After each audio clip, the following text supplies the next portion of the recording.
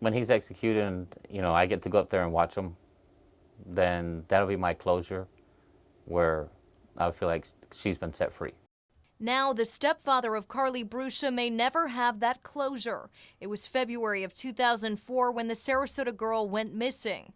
The case drew national attention after surveillance video showed a man named Joseph Smith taking the 11-year-old from behind a car wash on Bee Ridge Road. After days of searching, we have found Carlie and the person responsible for her murder. Her body was found in a wooded area behind a Sarasota church. The spot now a memorial. Pastor Rod Myers remembers it vividly. We had surveyed our property just to check and see if she was here, and we didn't see her, and so we were very surprised when she was discovered here. The world watched as Smith was found guilty of abducting, raping, and killing Brucia. He was sentenced to death. Now, more than a decade later, he's still alive in prison and is appealing his sentence before Sarasota County Judge Andrew Owens. Smith argues his death sentence should be reversed because of a change to Florida's sentencing law. This has pulled this back up into people's lives now, and they have to think about it again.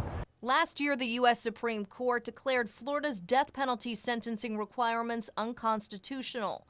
Then a new sentencing law was passed and struck down by the state Supreme Court. In March, Governor Scott signed a new law requiring a unanimous jury recommendation to impose the death penalty.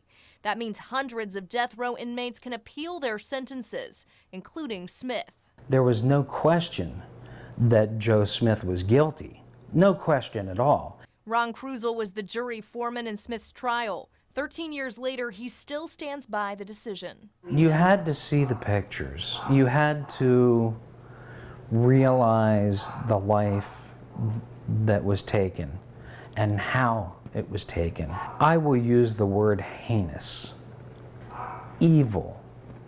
The jury unanimously agreed on Smith's guilt. However, when it came to sentencing, 10 jurors voted for death, while 2 voted for life in prison. The vote was not unanimous. I would ask the court to exclude that testimony.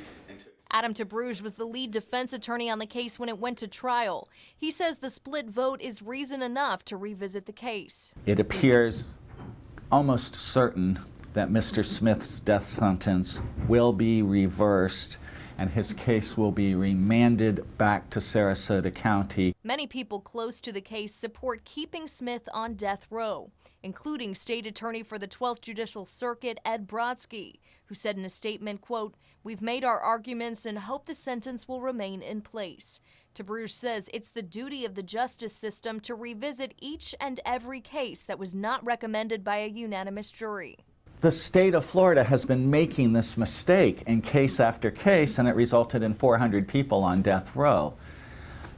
I think that the mistakes have to be fixed. But Krusel feels certain it was not a mistake. Joe Smith will die, whether he dies in prison or whether he dies on a table with IVs in his arm. He's going to die. And at that point, he'll be faced with what he's done in his life, just like we all are.